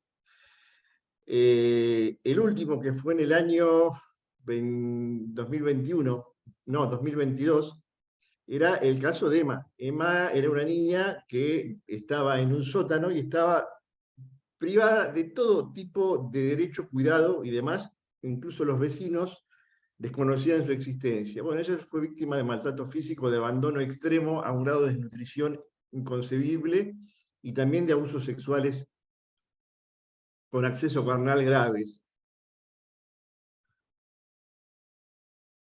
El filicidio de un niño no deseado, esto históricamente dio la entrada y la salida en 4 ocasiones en nuestro Código Penal a la figura del infanticidio. El infanticidio, históricamente, atenuaba la pena de la madre, decía que para ocultar su deshonra, mata a su hijo una vez que nace. E incluso, en la tipificación original, en el primer Código Penal, a fines del siglo XIX, si no me equivoco, me corregirá Diego eventualmente, se incluía también a los familiares que eran alcanzados por esa deshonra. El código entró, esta figura entró, salió. El proyecto Zaffaroni preveía el ingreso y preveía una pena de 2 años. Lo cierto que entendemos que no sería compatible con lo que justamente la Convención sobre los Derechos del Niño y todas las normas que Lucas expuso, de alguna manera bajan al Código Penal, que tienen que ver con el derecho a la vida, el derecho a la supervivencia y el derecho al desarrollo. Este derecho a la vida impone la criminalización de algunas conductas, que es lo que nosotros, como decía Diego recién, proponemos. De nuevo, esto no tiene que ver con el estado puerperal. Si hay un homicidio en el estado puerperal, que es un concepto dentro de la medicina sumamente discutido, ¿sí? En cuanto a su duración, etcétera, etcétera. digamos, será un elemento más a considerar en una evaluación, pero de ninguna manera constituye causal de inimputabilidad. Bien, acá entramos con el filicidio por venganza marital. En realidad, siempre se ha puesto el acento en lo que se llama el femicidio vinculado o el femicidio vinculante, que es cuando normalmente el varón mata al hijo o hija de la mujer por venganza, generalmente por que finalizó la relación. ¿Sí? Hay un caso de los primeros que fue tratado en los medios, al principio porque parecía que el niño, que se llamaba Tomás, y que vivía en Lincoln, que tenía 9 años, había desaparecido, entonces los padres fueron a los medios, e incluso la misma persona, la pareja de la madre, ¿sí? El padre afín, diríamos hoy, de Tomás también fue a los medios, desesperados porque no aparecía Tomás. La investigación demostró prontamente que Tomás había sido muerto a palazos por su padre afín, su padrastro, en venganza porque la madre había finalizado la relación. Así hay otros casos, pero también hay situaciones al revés, de madres que matan. Hay un caso en Tucumán, de una médica obstetra que mata a 2 hijos y escribe al padre: ahora vas a saber lo que es sufrir, etc. Hay un artículo que escribió Cristina Fernández. En ese momento ella dirigía una institución la primera persona que dirigió la creación de la primera institución de búsqueda de niños desaparecidos, publicado en el 2012, que se llama La muerte de un niño, donde ella hace referencia al caso de Tomás y al caso de Martínez. A Tomás lo mató su padrastro para pegarle a su mamá donde más le dolía, según había dicho, y a Martín le asesinó a su madre para joder a su padre, según le dijo algún medio. Martín apareció ahogado en La Plata. Bueno. Y estas son las categorías hasta ahí de REC, las 5 categorías. Cuando nos adentramos por ahí por el 2011 con la doctora Lourdes Molina a trabajar este tema, advertimos que hay una serie de filicidios donde son los padres, las madres, los cuidadores, quienes llevan a cabo la muerte, pero evidentemente ha coadyuvado esa conducta decisiones judiciales o administrativas equívocas o erróneas, gravemente equívocas o erróneas, ¿sí? Y el caso que tomábamos era un caso que también había sido publicado, de una mamá que estaba en situación de calle, que venía siendo seguida por instituciones, que tenía vamos a decir, algún trastorno en el desarrollo, y tenía una hija de 4 años, era una noche de frío polar, la madre estaba en la escalinata, a 1 cuadra del Consejo de los Derechos del Niño, a 10, 12 cuadras de los cuidados de familia. Llegó un equipo y le dijo: tenemos un lugar para vos. La madre dijo que no se quería mover. Le preguntan a la niña dice que se quería quedar con su mamá. Se dejó constancia de eso, de que se iba a respetar la opinión de la niña, y amaneció al otro día muerta, en brazos de su madre, por el frío. Creo que el caso de Luisito Puig, al cual después nos vamos a adentrar, muestra claramente que hay semáforos, alarmas que se han pasado de largo, ¿sí? A veces hay falta de conocimiento, hay ignorancia, a veces no, a veces simplemente la gente no quiere entrar en problemas y desobedece lo que está establecido previamente en la ley. Por eso el proyecto de ley, la denominada Ley Lucio, que tiene sanción por unanimidad de diputados y espera el tratamiento en el Senado, es un primer paso. Es un primer paso para la capacitación y el conocimiento de las temáticas de maltrato infantil. No es poco, pero no es suficiente, por supuesto. Así lo entendemos. Hay otra situación especial, sobre esto el doctor Javier Intat nos podría hablar mucho, que es el tema relacionado a las muertes blancas.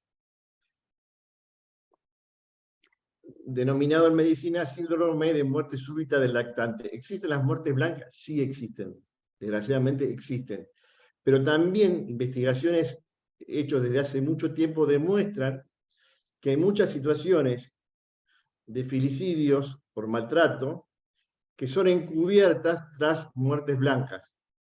Llega la familia desesperada con un niño al hospital, el médico corrobora el fallecimiento y obviamente, rápidamente, comparte la angustia de la familia y firma un certificado de defunción, sin ninguna investigación. Por eso había un proyecto de ley muy interesante donde en estos casos se establecía una necropsia obligatoria dentro del hospital, no en el ámbito forense, dentro del hospital, para determinar realmente cuál era la causa de muerte y para evitar situaciones de filicidios que pudieran ser encubiertas. Bueno, hay bastante escrito al respecto también. Bueno, esta es la única foto desagradable que voy a mostrar, vamos a decir así. Abajo van a ver la carita de Lucio, y arriba otra manifestación, la de Thiago, con la camiseta de la selección argentina, del 10 de la selección argentina, con la camiseta de Messi, de un mundial que no pudo festejar y de una vida que se le cortó rápidamente, no sin antes pasar realmente por un martirio.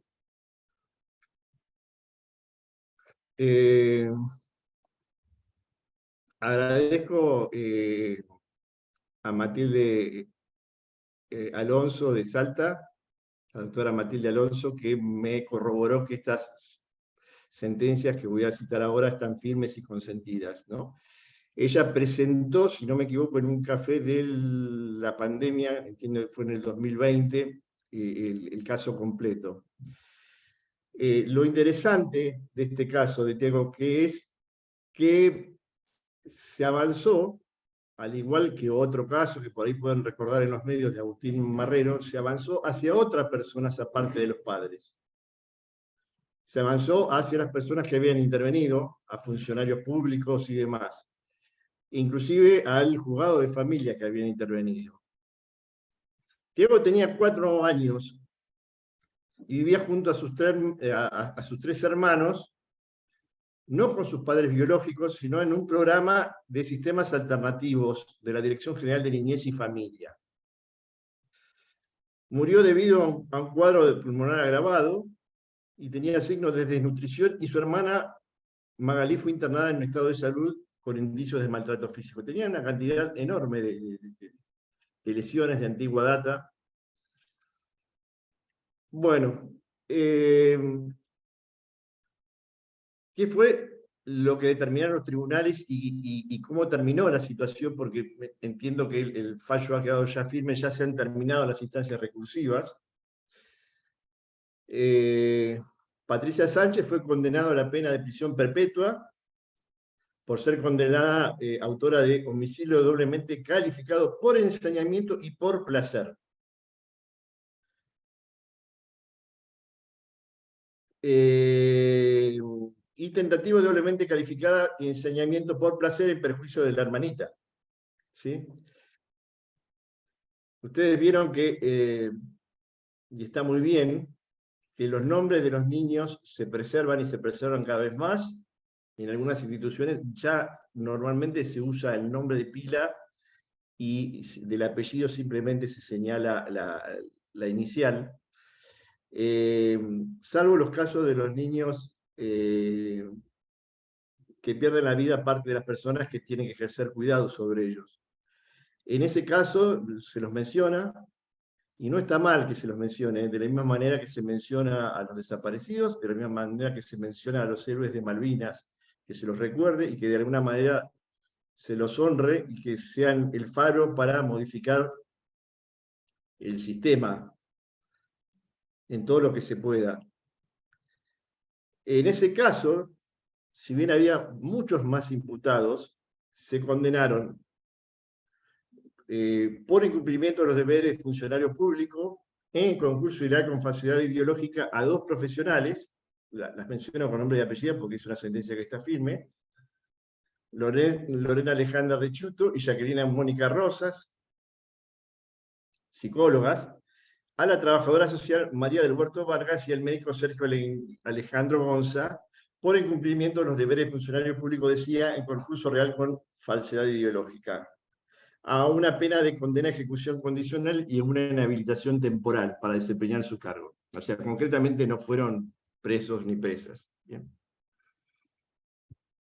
Bueno, el domingo me tomé casi todo el día en leer las 114 hojas del fallo de Lucio Dupuy, que vale aclarar que es un fallo que no está firme, y realmente me costó muchísimo, hoy se lo comentaba a Lucas, seleccionar lo que iba a exponer en este café, y realmente no sé si voy a hacer lo correcto. Evidentemente voy a mencionar lo mínimo de lo que son detalles que abundan en pruebas que son realmente difíciles de leer. Me imagino a las personas que tuvieron que participar, a los jueces fiscales, inclusive a las defensoras.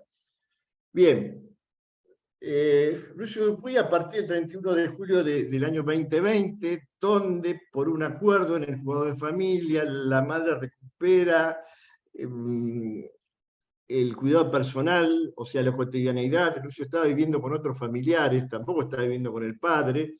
En un convenio se establece que, porque la familia tenía alguna duda en devolver, que Lucio volviera con su madre y con la pareja de su madre. Bueno, lo cierto es que Lucio vuelve con su madre Magdalena y con la pareja de su madre Abigail. Como se dice al inicio de la sentencia, la salud pública no disparó las alarmas que determinaban la existencia de un chico maltratado. Esto es importante porque hubieron muchas personas que lo vieron con signos de malos tratos. Ingresó varias veces en diferentes centros de salud, en hospitales, en la escuela lo vieron y demás. Esa era una de las preocupaciones de las 2 condenadas, de las imputadas, era el tema de que lo vieran. Es importante también, y siguiendo lo que hablaba Lucas hoy, la ley toma, el fallo remite enfáticamente a la ley 26.061, que es la Ley de Protección Integral de Niñas, Niños y Adolescentes, diciendo que las normas penales y las normas de procedimiento penal deben interpretarse conforme la perspectiva que de alguna manera da la ley 26.061.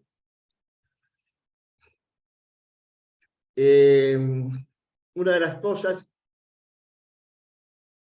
por las cuales se imputaron a Abigail y a Magdalena fueron por, obviamente, por el vínculo, por ensañamiento, por alevosía y por odio de género, con independencia del abuso sexual, ¿sí? Después vamos a hablar un poquito de eso. Finalmente se rechaza la causal de odio al género masculino. Esto entiendo que fue materia recursiva, y resulta interesante en este fallo, muy interesante, que participa también lo que sería la defensora de menores o asesora de incapaces, como también sucede aquí en Capital, donde ella dice, bueno, mi función no es la función de fiscal, yo estoy para de alguna manera representar los derechos de un niño que ya fueron vulnerados y que no hay manera que sean restituidos, por supuesto. Pero hace una referencia, una remisión a la Observación General 14 del Comité de los Derechos del Niño, y habla de esta obligación que tienen los estados de crear un entorno de respeto a la dignidad humana y al desarrollo holístico de todos los niños al evaluar y determinar el interés superior del niño, garantizando lo que decíamos, el derecho a la vida, a la supervivencia y al desarrollo. Bueno, gran parte de la sentencia tiene que ver con la prueba, y gran parte de la prueba tiene que ver con las grabaciones de WhatsApp que había entre las dos imputadas. Yo voy a tomar uno, la sentencia toma algunos, porque son muchos, son miles de WhatsApp, toma algunos. Textuales. El día 8 de febrero, Abigail le dice a Magdalena: Lucio se despertó recién todo meado, así que la ligó. Así que no quiero ni que le hables y retalo vos. También porque ya lo viene haciendo seguido y las sábanas estaban limpias, un día las usó. Yo me voy, lo dejo mirando una peli. Lo único que yo te digo es que lo desperté de los pelos, lo levanté. Lo levanté y lo recontracagué a voleos por el orto, que así se quedó cagadísimo. Magdalena le responde: cualquier cosa, Lucia se cayó del árbol y se golpeó en la cara. ¿Oca? Ya sabe, él tiene que decir eso. Eso le decían a Lucio que dijera cuando le preguntaban. Abigail dice: pero parece que desde que está Lucio, nosotros no podemos pasarla bien juntos. Y esto me duele mucho a mí. Por lo menos, yo no sé qué tiene que pasar para que cambien las cosas. Le responde Magdalena: sí, pero no saben que lo recargas a palo y que cada vez te cegás más. Y que yo no me puedo ni acercar porque no me lo permitís. Bueno, rápido paso este. Imagínense 30, 40 fojas con este tipo de grabaciones de WhatsApp. Y es importante lo que dicen los jueces. Lucio fue víctima de violencia física, violencia psicológica, lo dejaban horas en penitencia, restricciones, vigilancias, lo dejaban a veces sin comer.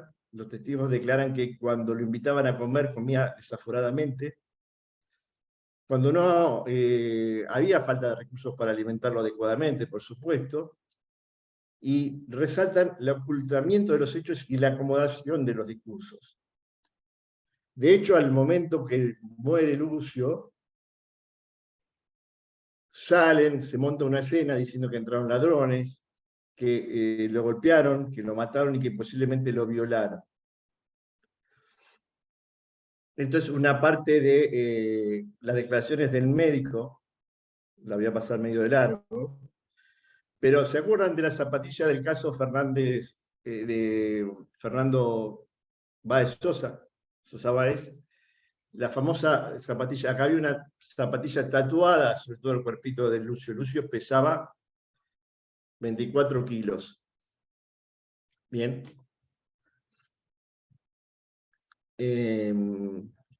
Fueron, digamos,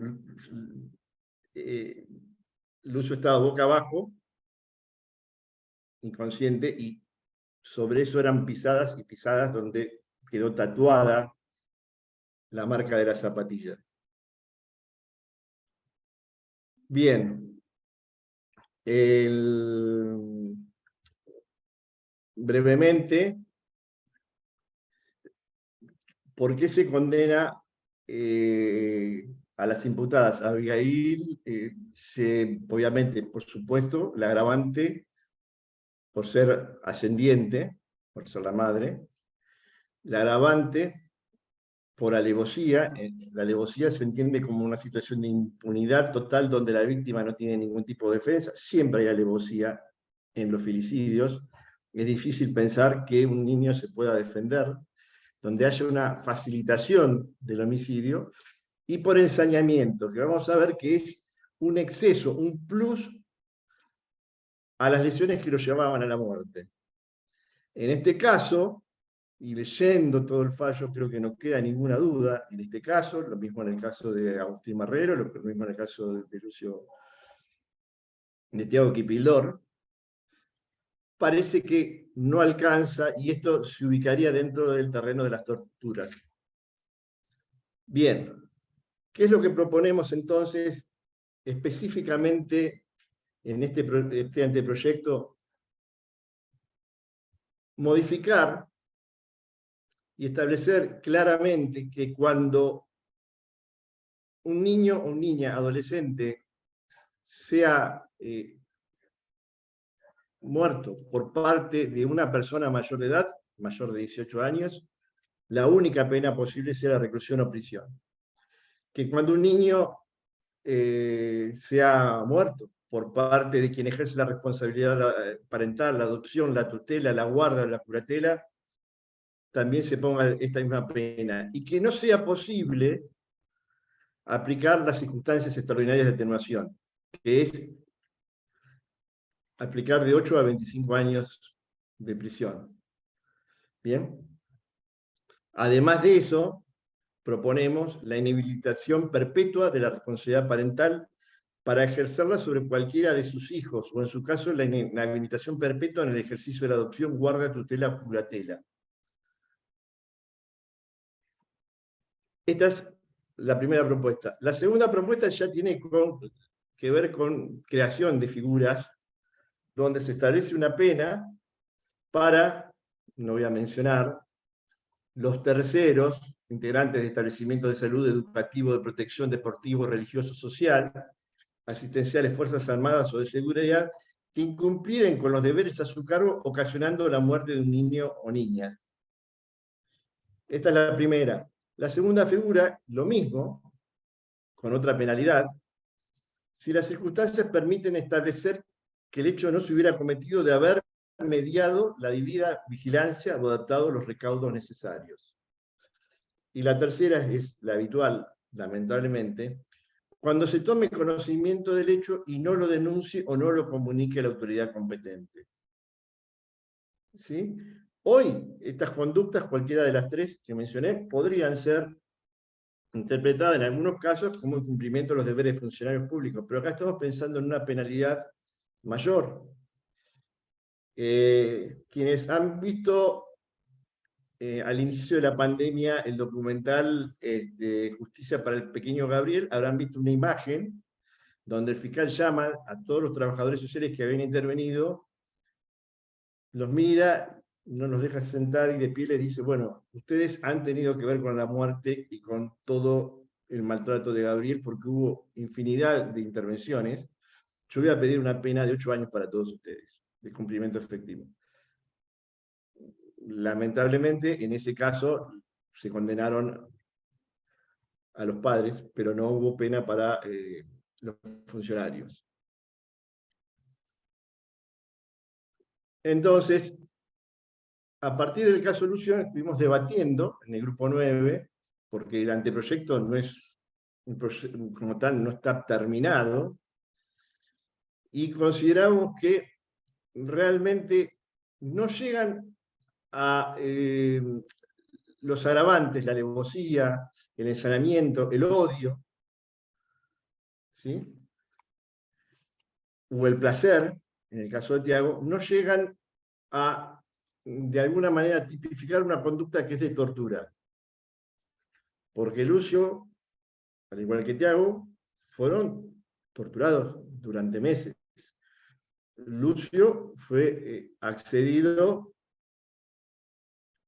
fue violado, vamos a decirlo así, con un consolador que tenía ADN de la madre afín y de Lucio, aunque los jueces entienden que solamente fue Abigail y no la madre la que cometió esto. Claro, no se pudo averiguar, no hubo una evaluación, no hubo un diagnóstico, nadie sabía que estaba pasando esto. Esto lo descubren cuando ya está el cuerpito de él en una camilla y una enfermera nota que tenía a simple vista una lesión anal de antigua data. Entonces, ¿qué es lo que sucede hoy en día? ¿Sí? Hoy en día, el delito de tormentos, el delito de torturas, está limitado a aquellos casos donde es el funcionario público. Esto porque tiene reminiscencias con épocas oscuras de nuestro país. Entonces, solamente puede ser condenado un funcionario público. Ahora, hay un fallo de la Corte Interamericana de Derechos Humanos, López Soto, contra Venezuela, donde era una joven de 18 años que fue esclavizada sexualmente, torturada y demás por un particular. Y hubo una negligencia del Estado, entonces hay una revisión de ese concepto hacia futuro. Esto obviamente merecerá mucho estudio, mucha consulta, pero entendemos que tiene que haber una figura donde se castigue la tortura por quien sea hacia niños, niñas y adolescentes. Bueno, vamos cerrando. Un poco para cambiar el tema, para ir al opuesto contradictorio, ¿sí? Una imagen que tiene que ver, que emociona, donde se lo ve abajo, señalado en verde, a Julián Álvarez, con 10 años, sacándose una foto con su ídolo. Y arriba, con 20 y pico años, cumpliendo su sueño y estando con su ídolo. Ojalá todos los niños, niñas y adolescentes puedan cumplir sus sueños. Nosotros, los que trabajamos en la temática, nos toca a veces sacarlos de pesadillas horrorosas, con costos, siempre con un costo, claro está. Y para finalizar, una referencia al primer comunicado de ASADMI, de los muchos que hubo sobre un caso de filicidio, donde concluíamos diciendo que tratándose de derechos personalísimos de la infancia, como el derecho a la vida, a la integridad física y emocional, a la inocencia, nadie puede ni debería permanecer indiferente. Muchas gracias.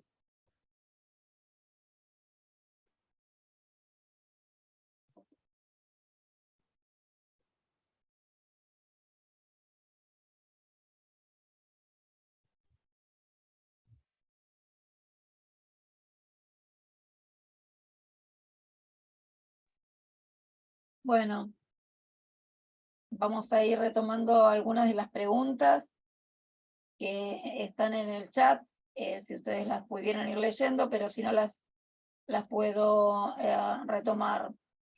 Nadina plantea que le llama la atención la cantidad de relatos respecto de filicidios de parte de madres y pregunta si hay alguna investigación o algo que haga mencionar más estos casos.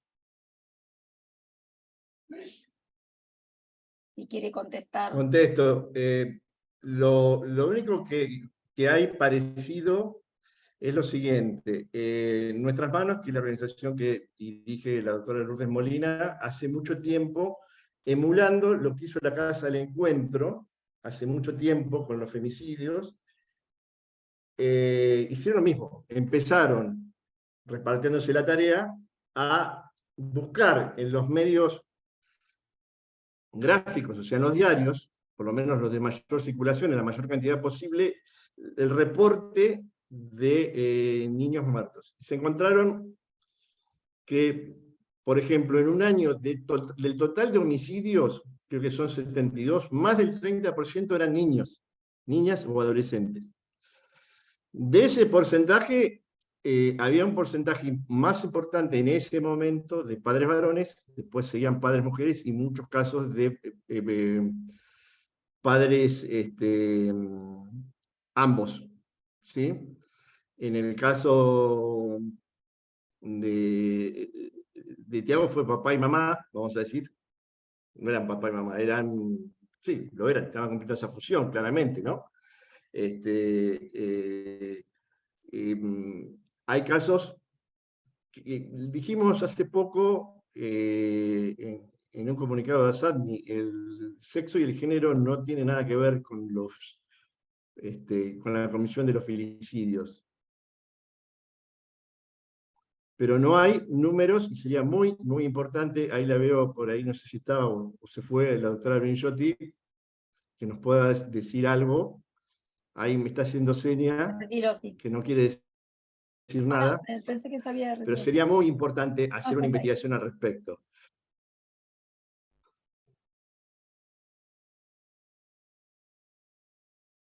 Estás muteada, María Inés. Ahí está. No hablo porque no puedo, tengo una fonía Ah. impresionante. Está disculpado. Agradezco, sí, no hay investigaciones al respecto, habría que ver la cantidad de casos y ver las tendencias. No sé, yo creo que está repartido, a veces, pero bueno, nada, no puedo decir nada porque no sé.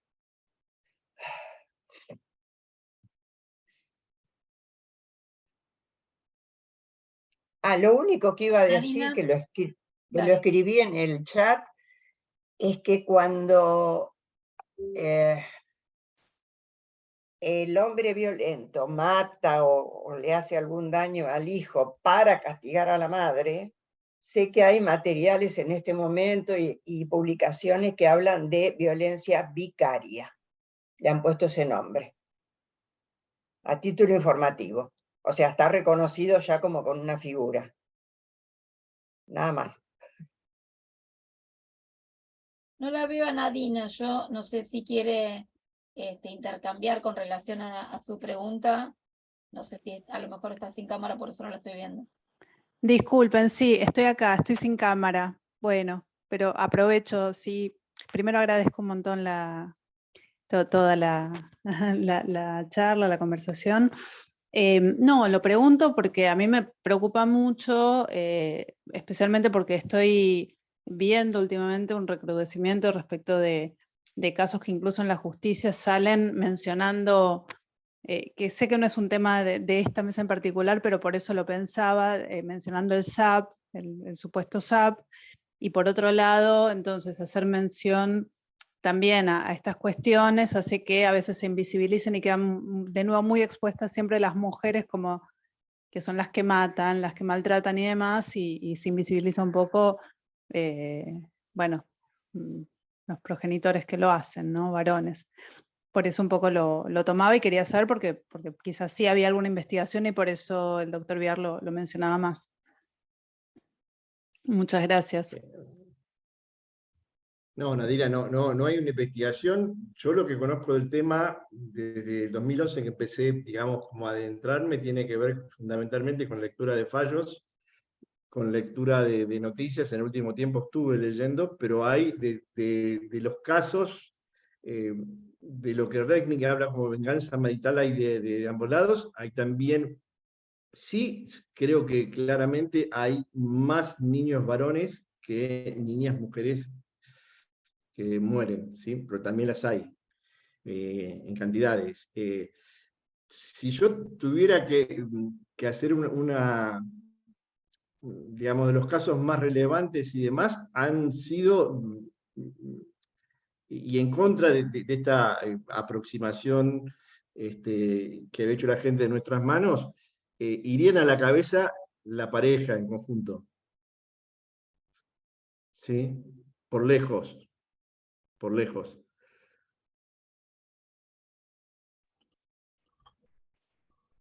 Sigue una pregunta de Mauro para vos, Juan, respecto al filicidio altruista, según la clasificación de Resnick, si contempla algún tipo de atenuante.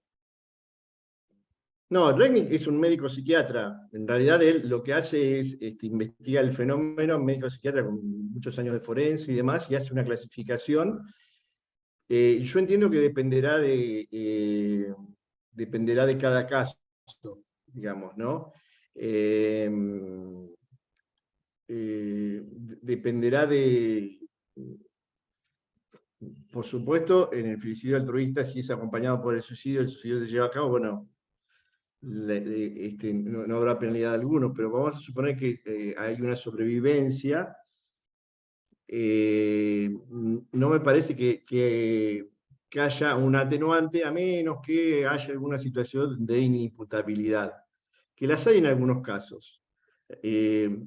Uno de los casos de la mamá que mata por venganza al padre, que era una señora que salió en los medios, salió en una película por ahí también, que era una señora brasileña, fue declarada inimputable, fue internada y se suicidó tragándose una media. O sea, también hay situaciones de inimputabilidad, de psicosis que pueden llevar a este tema. Lo que quiero reiterar, y por ahí es el foco mucho de la reforma, es un poco las situaciones que se pueden evitar, que son muchas, muchas. La de Lucio, la de Tiago, la de no, qué sé yo, pero la situación, ¿se acuerdan de, recién lo dije, ahora me olvidé el nombre, el chiquito que fue muerto, que el padre era luchador y finalmente llegó a haber 16 imputados y finalmente solamente se condenó al padre a fin. Nada más, a una prisión perpetua. Agustín Marrero, en ese caso, mucha gente sabía y había constancias de meses y meses de lesiones y demás. El niño iba a la escuela, le preguntaban a la madre daba explicaciones que resultaban convincentes y las maestras por eso no activaban, porque era un colegio público, el circuito de denuncia. Desde hace mucho tiempo en las escuelas públicas que dependen del gobierno de la Ciudad de Buenos Aires existe un circuito de denuncia. Cuando existe una sospecha, no una crítica, una sospecha de maltrato, se tiene que llamar o a la Guardia de Abogados o al Distrito de Orientación Escolar. En estos casos, ¿por qué no lo hacían? Porque la madre resultaba convincente. Nos daba explicaciones. Bueno, eso llevó a que en un momento, en ese entonces, el ministro de Educación hizo un per saltum, las apartó a la directora y a la docente del cargo con goce de sueldo, y los sindicatos que hacía 7 años que no hacían paros, hicieron un paro enorme, con alto acatamiento, ¿no? Después se le dieron motivos para hacer paro, pero en ese momento, en solidaridad con la directora y la docente. Juan, no sé si Mauro quiere comentar algo en relación a tu respuesta, y después también hay una inquietud que plantea Jorge Levín. No, continuemos porque queda poquito tiempo y así entran las preguntas pendientes. Gracias. Sí. Ok, bueno, Jorge te pide si puede si puede aclarar los cambios en relación al estupro a Diego. Sí, Jorge, la idea, siguiendo lo que ha explicado la Corte Interamericana en el caso Guzmán Albarracín contra Ecuador, es la eliminación de la figura de estupro o abuso sexual por aprovechamiento de la inmadurez. Entonces el artículo 119 va a regular todos los supuestos de abuso sexual contra niños, niñas y adolescentes. La edad, que hoy es 13, se eleva a 16, como una edad donde se presume la incapacidad de cualquier práctica sexual del niño, niña y adolescente.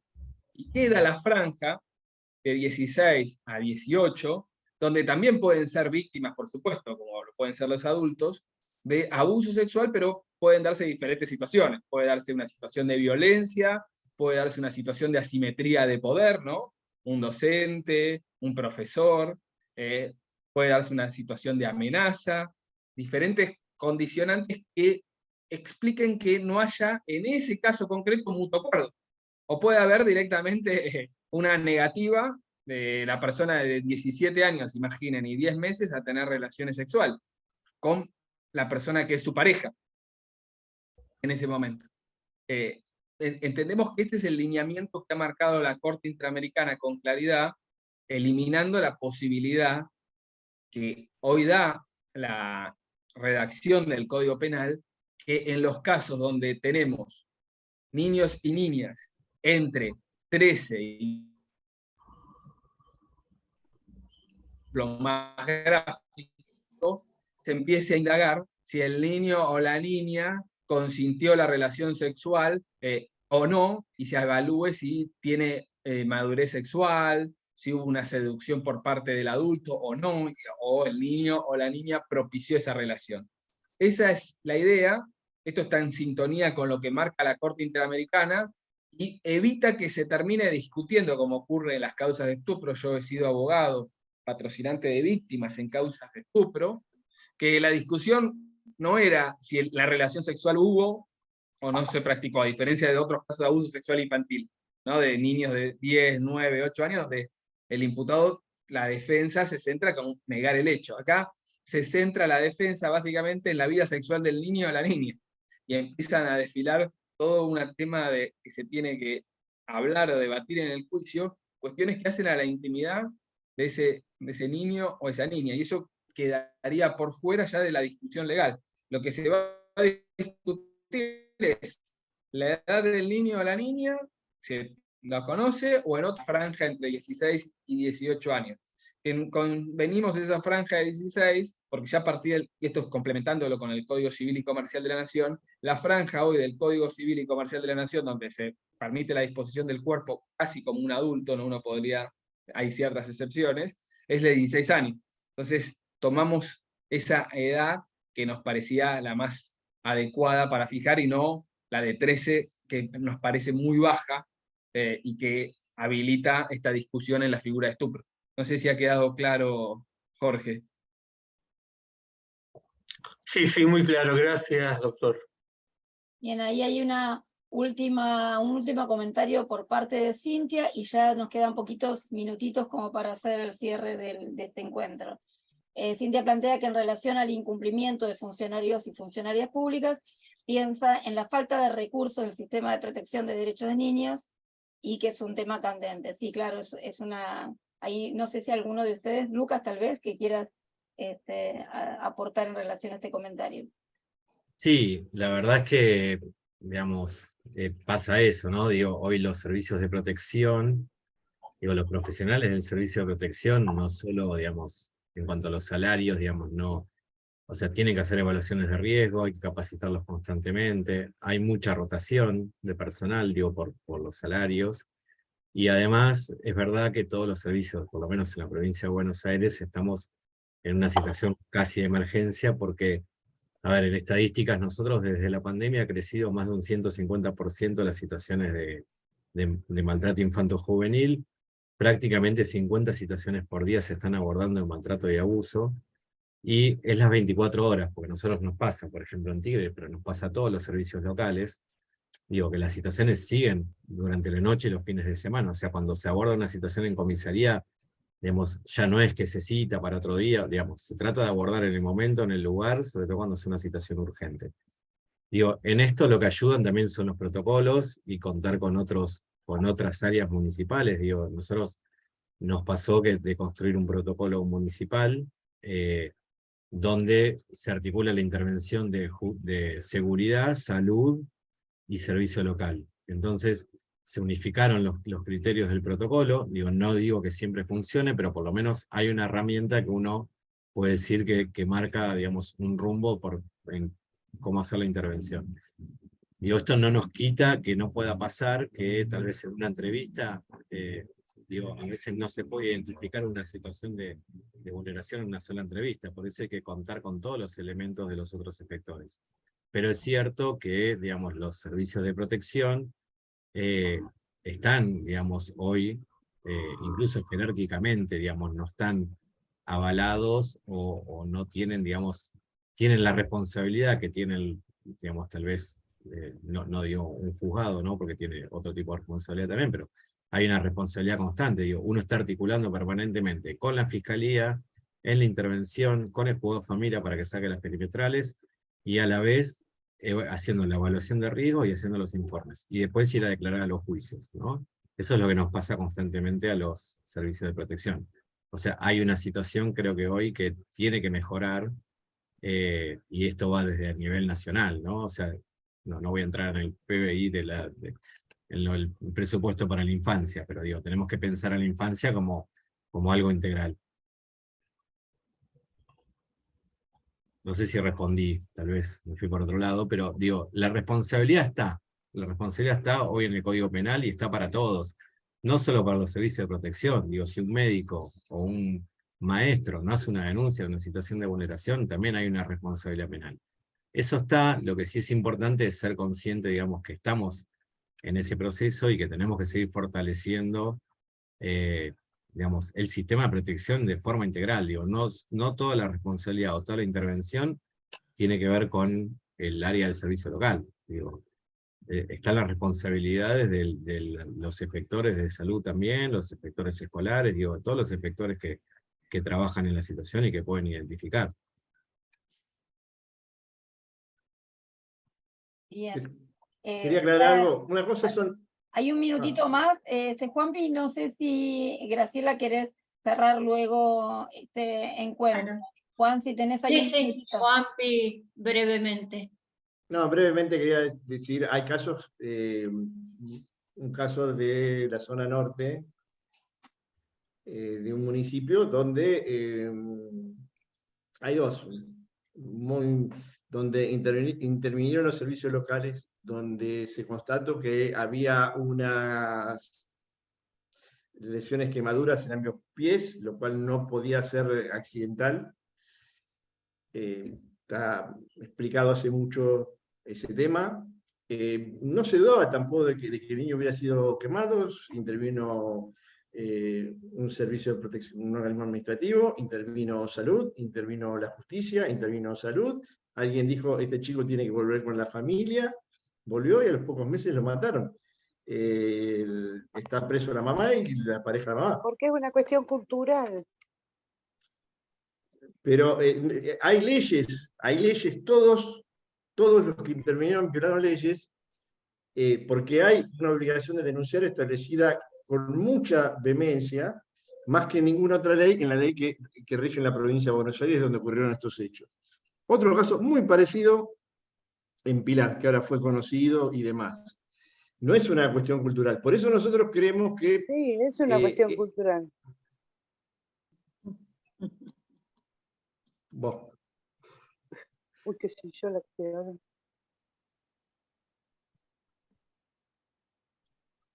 Supongo que no es una cuestión cultural. Hay obligación, la ley es para todos, se respeta y se cumple. La ley no da opciones, ¿sí? Cuando la ley, por ejemplo, las leyes de protección contra la violencia familiar obligan en determinados casos a denunciar, la obligación es eso, lo tengo que hacer en un plazo determinado de determinada manera. Lo tengo que hacer tomando la ley de la provincia de Buenos Aires en dos supuestos, con la comprobación fehaciente o con la sospecha seria o razonable. Pero un lo tengo que vecino hacer. lo tiene que hacer. No, un vecino no, porque un vecino no está obligado por ley. Pero sí un funcionario público, el servicios sociales, educativos. No, pero también. No. El interés superior del niño es el interés superior del niño, de los míos y de los otros. Si uno está viendo que a un niño lo golpean, tiene la obligación de denunciarlo. Si no, vamos a pasar 40 años discutiendo exactamente lo mismo. Y no vamos a tener reforma del Código Penal, no vamos a tener maestros comprometidos, no vamos a tener profesionales de la salud comprometidos, y esto va a seguir siendo igual, y en el medio los niños se van a morir, como se están muriendo en este momento. Porque hay un vecino que dice, no, yo no me meto, yo no digo. Y la verdad que si la ley es igual para todas, entonces empecemos por casa, empecemos por cada uno de nosotros. Me parece que sí, y esto es como el tema de las mujeres, de los derechos de las mujeres, salvando todas las distancias, porque un niño es mucho más vulnerable. Si no podemos entender, los ciudadanos comunes y la gente común, que los niños es una responsabilidad de todos, porque es la sociedad, es el Estado y es la familia. Y en la sociedad estamos todos. Si a Lucio, lo doy como un ejemplo, Dios mío, pobre niño, un vecino hubiese denunciado que escuchaba al niño llorar constantemente, sin ninguna razón, o que lo dejaban en el patio, como escuché en el juicio, lo dejaban en el patio por horas y horas y horas, si lo hubiera denunciado, por lo menos hubiese tenido una oportunidad. Una. Lo denunciaron. Hay varias denuncias. Lo denunciaron, pero bueno. Pero seguimos capacitando gente, seguimos capacitando, digo, yo tengo en este tema unos cuantos años. Seguimos capacitando gente, seguimos capacitando al Poder Judicial, y tenemos resoluciones del Poder Judicial como tenemos, seguimos capacitando médicos, enfermeros, y tenemos... Entonces, me parece que acá la sociedad tiene que tomar un rol activo en esto, en defender a los niños.